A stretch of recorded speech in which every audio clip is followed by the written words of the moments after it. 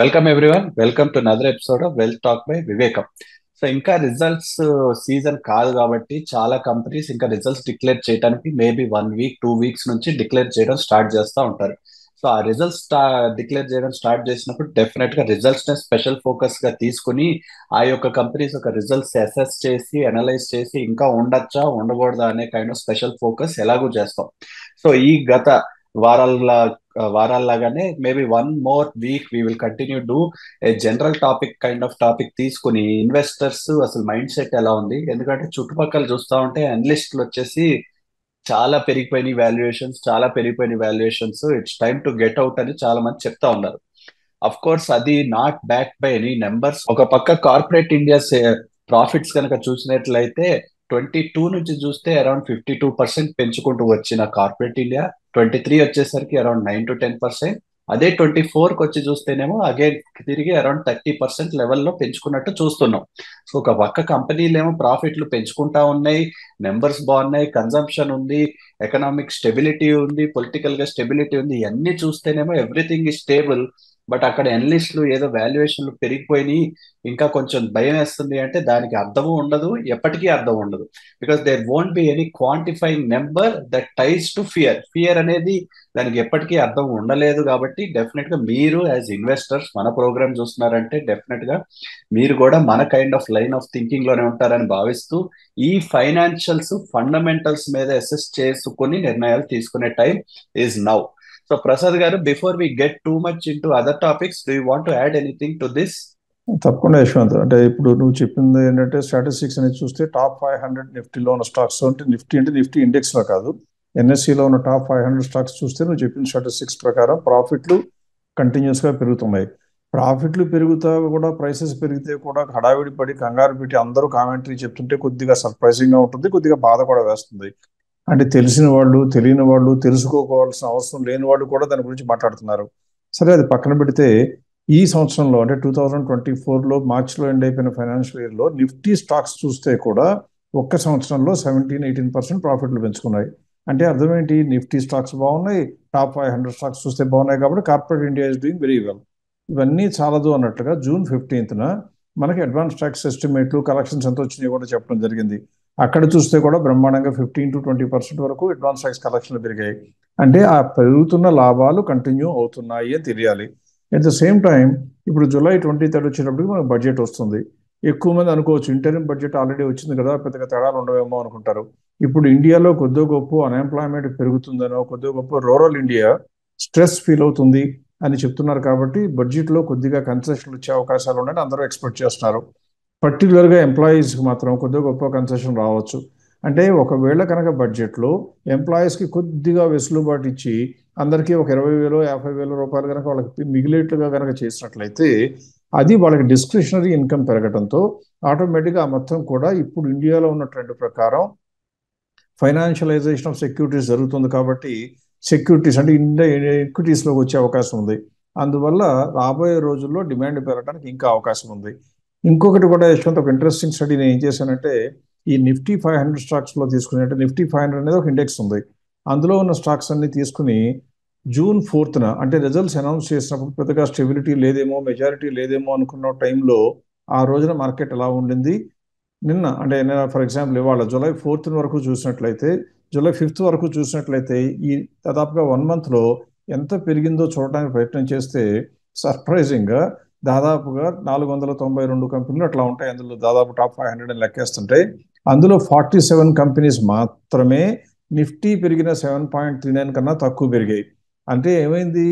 ఈ నెల రోజుల్లో దాదాపుగా 90% వరకు కంపెనీలు, 90 కూడా కాదు, 90 కన్నా కొద్దిగా ఎక్కువ పర్సంటేజ్ ఆఫ్ కంపెనీస్ ఇండెక్స్ కన్నా కూడా రేట్లు పెరిగాయి.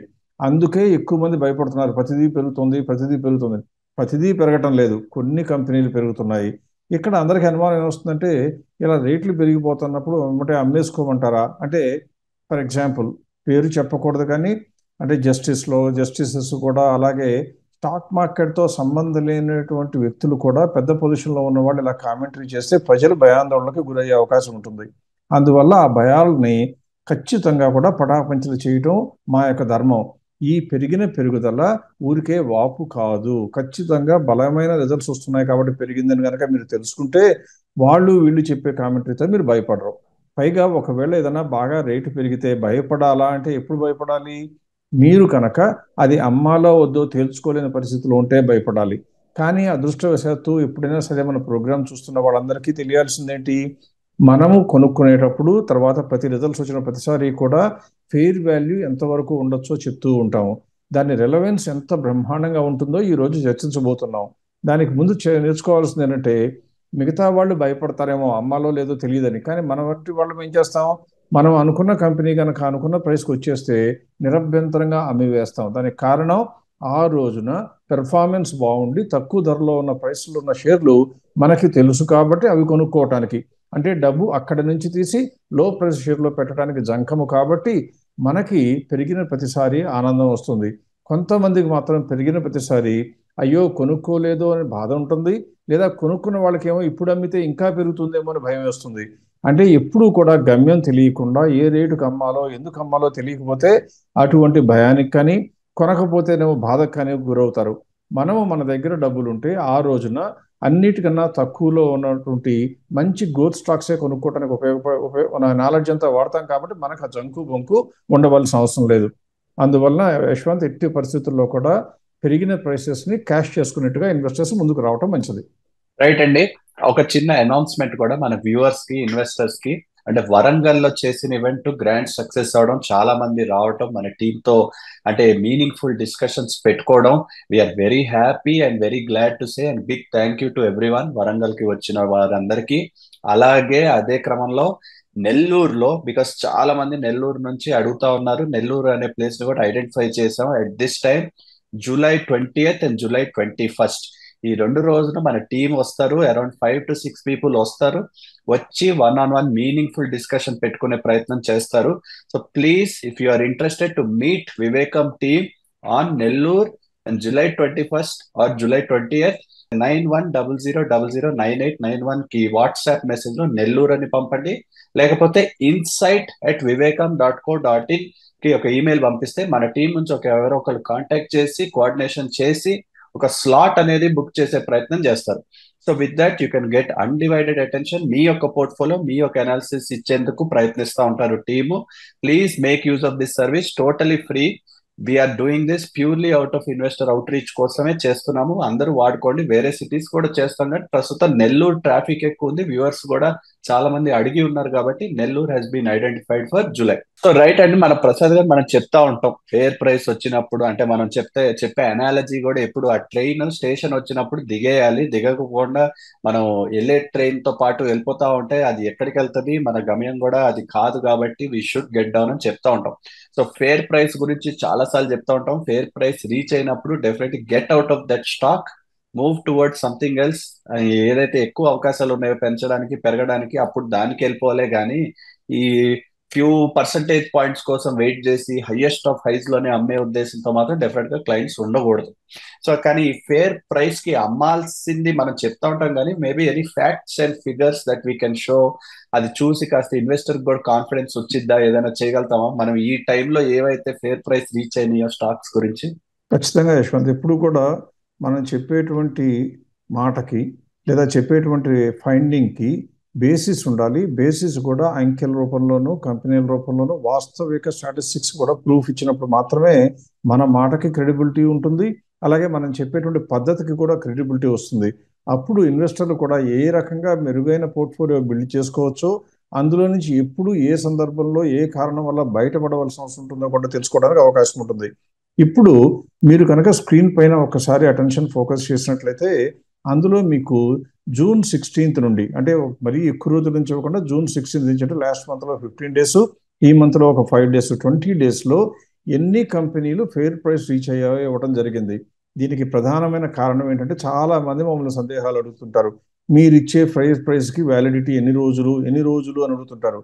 ఇప్పుడు ఎన్నోసార్లు చెప్పడం జరిగింది, వ్యాలిడిటీ కాదు, ఈ రోజున మనకి తెలిసిన సమాచారం ప్రకారం ఇది ఎంతలో ట్రేడ్ అయితే మనం అమ్మటానికి తయారుగా ఉంటాము. ఒకవేళ తక్కువలో ఉంటే మన దగ్గర పోర్ట్ఫోలియోలో ఉంటే ఉంచుకుంటాం, అదే బాగా తక్కువలో ఉండి మన దగ్గర డబ్బులు ఉంటే కొనుక్కుంటామని మన సిద్ధాంతం. అందువల్ల ఇందులో కనుక చూసినట్లయితే ఈ లాస్ట్ 20 daysలో 15 కంపెనీలు ఫెయిర్ ప్రైస్ రీచ్ అయ్యాయి. అంటే మిగతా వాళ్ళందరూ అమ్మాలంటే భయపడటం, కొనలేదని బాధపడటం చేస్తుంటే మన దగ్గర ఉన్న ఇన్వెస్టర్లు అందరూ ఏం చేశారు?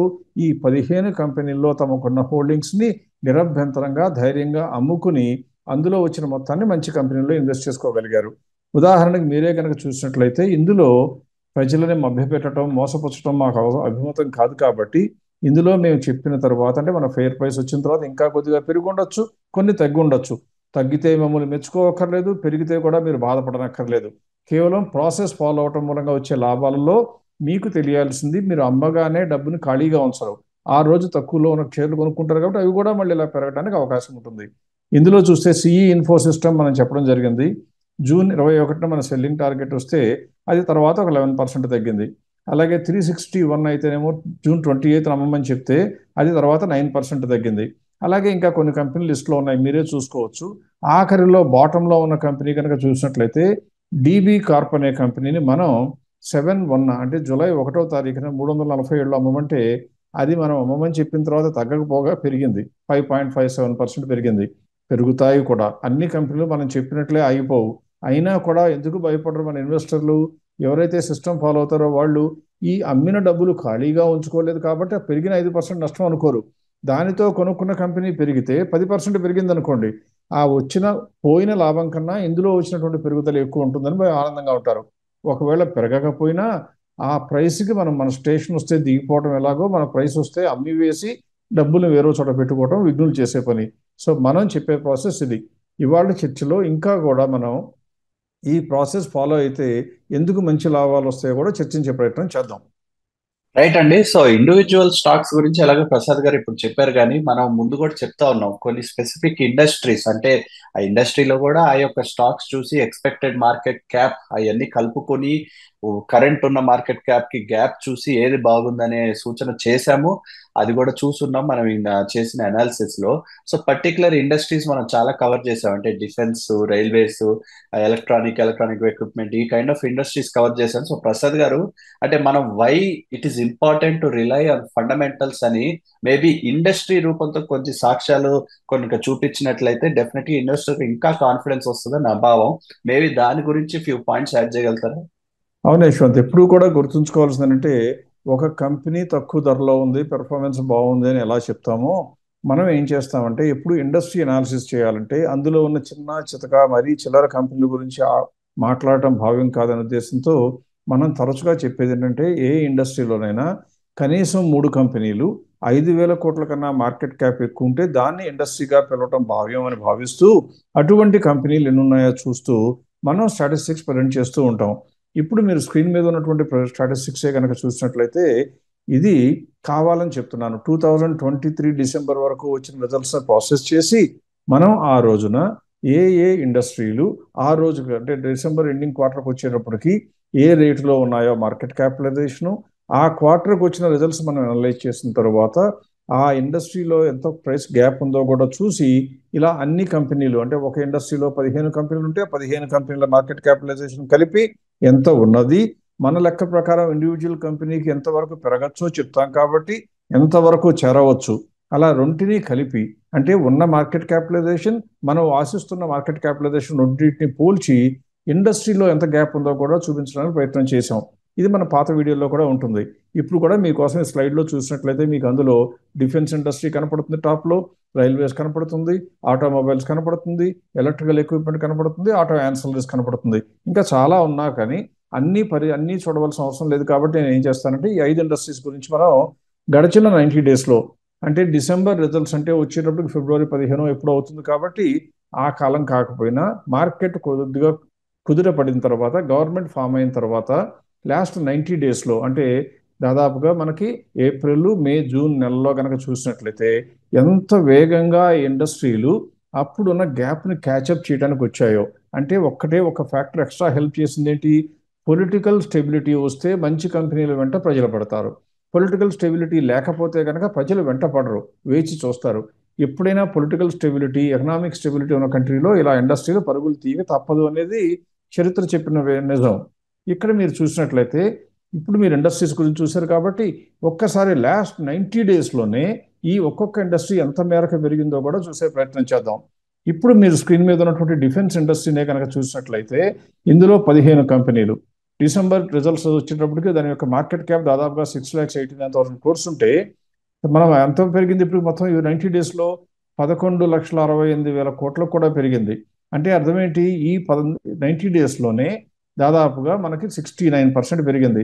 అంటే మనం ఎక్స్పెక్ట్ చేసిన 96 అంతా రాకపోవచ్చు, అన్ని ఇండస్ట్రీలో రాకపోవచ్చు, అన్ని కంపెనీలో రాకపోవచ్చు, కానీ ఓవరాల్గా ఇండస్ట్రీ కూడా బ్రహ్మాండంగా ఎక్స్పాండ్ అయింది. ఇది కూడా ఈ 4వ తారీఖున పడిపోయినా కూడా, అంటే ఒక్కసారి పడిపోయినా స్టాప్ లాస్ అనే సిస్టమ్ కనుక మీరు ఫాలో అవుతూ ఇన్వెస్ట్మెంట్ని ట్రేడింగ్ని మిక్సప్ చేసేసి మసాలా చేశారనుకోండి, మీరు స్టాప్ లాస్లో అమ్మేసి బయటకు వెళ్ళిపోయి ఉండేవాళ్ళు. కానీ ఇన్వెస్ట్మెంట్ మీద ధైర్యం ఉన్నవాళ్ళు, ఇన్వెస్ట్మెంట్ మెంటాలిటీ ఉన్న వాళ్ళైతే దానికి జంకకుండా ఇంకా యాడ్ అన్నా చేసుకుంటారు, లేకపోయినా ఉంచుకుంటారు. వాళ్ళకి ఎంతవరకు గ్రోత్ వచ్చింది ఇండస్ట్రీలోనే? 69%. ఇది ఒక్కటే ఇండస్ట్రీ ఇలా జరిగిందా అంటే కాదు. ఇప్పుడు మనం ఏం చేద్దామంటే తర్వాత ఉన్నటువంటి రెండవ ఇండస్ట్రీ రైల్వేస్ కూడా చూద్దాం. ఈ గవర్నమెంట్ యొక్క ప్రాధాన్యత రైల్వేస్లో ఉంది కాబట్టి రైల్వేస్ కూడా పెరుగుతాయని అందరికీ తెలుసు. ఆ రైల్వే స్టాక్లే కనుక మనం చూసినట్లయితే ఈ కాలంలోనే అంటే లాస్ట్ 90 డేస్లో ఎంత పెరిగాయి? దాదాపుగా 3,67,000 crores మినిమం ఉన్న మార్కెట్ క్యాప్. అంటే ఏప్రిల్ మొదట్లో 3,67,000 crores ఉంటే జూలై 5వ తారీఖు వచ్చేటప్పటికి దాదాపుగా 5,32,000 కోట్లు, అంటే 45% పెరిగింది. సో మీకు ఇక్కడ అర్థం అవ్వాల్సింది ఏంటి, గవర్నమెంట్కి ప్రాధాన్యం ఉన్న ఇండస్ట్రీలు ఆల్రెడీ అండర్ ప్రైస్ ఉన్నాయని మనం చెప్పుకుని అనుకున్నవి అవి కనుక మనం కొనుక్కున్నట్లయితే ఈ ఇండస్ట్రీలో దాదాపుగా ఎన్ని షేర్లు కొనుక్కున్నా, ఏ కంపెనీలో కొనుక్కున్నా లాభపడే అవకాశం ఉండేది. కానీ మనము కొద్దిగా తెలివితేటలు వాడతాం కాబట్టి అందులో బాగా తక్కువలో ఉన్న కంపెనీలు కొనుక్కుంటాం కాబట్టి ఇందులో లాభంలో సింహభాగం మనకు కూడా వచ్చి ఉండేది. ఇది రైల్వే ఇండస్ట్రీస్ గురించి. అలాగే తర్వాత నేను ఇంకోటి ఏం చేస్తున్నానంటే ఇప్పుడు స్క్రీన్ మీద మీకు ఆటో ఇండస్ట్రీ కూడా చూపించబోతున్నాను. ఇప్పుడు ఆటో ఇండస్ట్రీ కనుక చూసినట్లయితే డిఫెన్సు, రైల్వేస్ గవర్నమెంట్కి ఫేవరెట్లు, ఒక రకంగా డార్లింగ్స్ అని చెప్పాలి మోడీ గారికి, కాబట్టి అవి బాగా పెరిగాయి. ఆటోమొబైల్ పెరిగినాయా పెరగలేదా అంటే పెరిగాయి, కానీ అంత పెరగలేదు. ఎంత పెరిగిందా అని చూస్తే ఆటోలో 11 స్టాక్స్ ఉన్నాయి. ఏది అండర్ ప్రైస్ ఉన్న షేర్లు. అలాగే మార్కెట్ క్యాప్తో చూస్తే మొత్తం కలిపి 15 లక్షలు 16 లక్షల కోట్ల మార్కెట్ క్యాప్ లోయెస్ట్ ఉంటే 90 డేస్లో అది 19 లక్షలు చేరింది. అంటే ఈ రెండు మధ్యన తేడా ఎంత వచ్చింది? దాదాపుగా 19% వరకు ఆటోమొబైల్స్ పెరిగాయి. ఆ తర్వాత మనం చూడవలసింది ఎలక్ట్రికల్ ఎక్విప్మెంట్. ఇన్ఫ్రాస్ట్రక్చర్లో కనుక పెద్దపీట వేసినట్లయితే గ్యారంటీగా ఎలక్ట్రికల్ ఎక్విప్మెంట్ పెరుగుతాయని మనం చాలాసార్లు అనుకున్నాం. అది 9 స్టాక్స్ ఉన్నాయి, 5,000 కోట్ల కన్నా ఎక్కువ ఉన్నవి. అవి 3,43,000 కోట్లు మార్కెట్ క్యాప్ లోయెస్ట్ ఉంటాయి 90 డేస్లో. అది 4,84,000. అంటే ఎంత పెరిగింది? ఇది 41% పెరిగింది. ఒక్కసారి ఆలోచించండి, 3 నెలల్లో 90 డేస్లోనే ఇవన్నీ కూడా మనం మాట్లాడుతుంది. ఒకటి చూస్తే 70%, ఇంకోటి చూస్తే 45%, తర్వాత చూస్తే 19%, ఇది మళ్ళీ 41%. అంటే మనకు కావాల్సింది ఏంటంటే అండర్లైన్ ప్రిన్సిపల్ మీరు అర్థం చేసుకోవాల్సింది, ఫండమెంటల్స్ ఆధారంగా చేసుకుంటే మన జర్నీలో మనకు తిరుగు ఉండదు అని కనుక్కోవాలి. ఇప్పుడు తర్వాత ఆఖరిలో ఆటో యాన్సిలరీస్ కూడా చూద్దాం. ఆటో యాన్సిలరీస్ అంటే చిన్న చిన్న కంపెనీలు అనేకం ఉంటాయి. అందులో 5,000 కోట్లు ఫిల్టర్ పెట్టాం కాబట్టి మనకి 24 కంపెనీలు మాత్రమే ఈ కేటగిరీలోకి వచ్చినాయి. వీటికి మనం ఎక్స్పెక్ట్ చేసింది ఎంతో మీరు ఇంతకుముందు స్లైడ్లో చూసారు, గ్యాప్ ఎంత ఉన్నది అని. టాప్ 5లోనే ఉంది అది కూడా. అందులో లోయెస్ట్ మార్కెట్ క్యాపిటల్ 488 ఉంటే అది 6,95,000 crores వచ్చింది. అంటే ఆటో యాన్సిలరీస్ ఇండస్ట్రీ కూడా మొత్తం కలిపి బ్రహ్మాండంగా 42.41% పెరిగింది. ఇప్పుడు చెప్పండి, మనం మంచి ఇండస్ట్రీ ఎంపిక చేస్తే అందులో కనుక మనం చెప్పిన ఫిల్టర్ ప్రకారం 5,000 కోట్ల కన్నా మార్కెట్ క్యాప్ ఉన్నాయి కనీసం 3 కంపెనీలు ఉంటే, ఆ 3 కంపెనీలకి ఒకవేళ 10 ఉంటే 10 కంపెనీలకి మనం ఎక్స్పెక్ట్ చేసిన మార్కెట్ క్యాప్ ఎంత, రిజల్ట్స్ వచ్చే నాటికి మార్కెట్ క్యాప్ ఎంత అని చూసి రెండింటి మధ్య గ్యాప్ను చూస్తే ఎక్కువ కనుకున్నట్లయితే ఆ ఇండస్ట్రీ వైపు చూపు పెట్టాలి. ఎలాగో మనం అందులో మంచి స్టాకే కొంటాం కాబట్టి మన దృష్టిలో మంచి స్టాకే వస్తుంది. అంటే ఇండస్ట్రీ మొత్తం కూడా మన మాట విని మన అంచనాని నిజమని నిరూపిస్తున్నప్పుడు మీరు జంకవలసిన పరిస్థితి పొరపాటున కూడా రాకూడదు. లాభం రావాలి అనుకుంటే మంచి పద్ధతి చేయాలి. మంచి పద్ధతి చేయాలి అంటే మనకు అవైలబుల్ డేటాని సరిగ్గా ప్రాసెస్ చేయాలి. సరిగ్గా ప్రాసెస్ చేసిన తర్వాత వెనక్కి చూడకూడదు. ఎట్టి పరిస్థితుల్లో కూడా ఈ గ్రాఫ్లన్నీ చూస్తే మీరు జూన్ 4వ తారీఖున విపరీతంగా కరెక్ట్ అయ్యాయి. కానీ మీరు భయపడకూడదు. ఎప్పుడు భయపడరు? ఇలాంటి సాక్ష్యాలు కనుక మీకు ఇచ్చినట్లయితే ఫ్యూచర్లో మీరు ఎప్పుడన్నా మార్కెట్ పడిపోయినా కూడా మీరు భయపడవలసిన అవసరం అగత్యం రాదు. అప్పుడు మాత్రమే లాంగ్ టర్మ్లో లాభాలు ఇవి, బాధలు వేరే వాళ్ళవి అవుతాయి. లేకపోతే తారుమారు అవుతుంది. లాభాలు వాళ్ళకి, బాధలు మనకి వస్తాయి. సో ఇన్వెస్టర్స్, నా రిక్వెస్ట్ ఒకటే, మేము గొప్పవాళ్ళం కాదు, డేటా గొప్పది. ఆ డేటా ఇచ్చేటువంటి సంకేతాలు గొప్పవి. ఆ సంకేతాల ప్రకారం కనుక మనం సానుకూలంగా స్పందిస్తే మనకు వచ్చే లాభాలు మన వద్దనే ఉంటాయి, మనశ్శాంతి ఉంటుంది. సో దిస్ ఈజ్ వాట్ ఈ రోజు మన వీడియోలో కవర్ చేద్దాం అనుకుంది ఏంటంటే నెంబర్స్ యొక్క ప్రాముఖ్యత, నెంబర్స్ మూలంగా వచ్చేటువంటి రిజల్ట్స్ సాక్ష్యాలతో సహా నిరూపించాలనే చిన్న ప్రయత్నం. రైట్ ప్రసాద్ గారు. So again gentle reminder, Nellore event ని మన టీమ్ లో కలవాలనుకుంటే మాత్రం నెల్లూరులో July 20th, 21st definitely reach out అవ్వండి.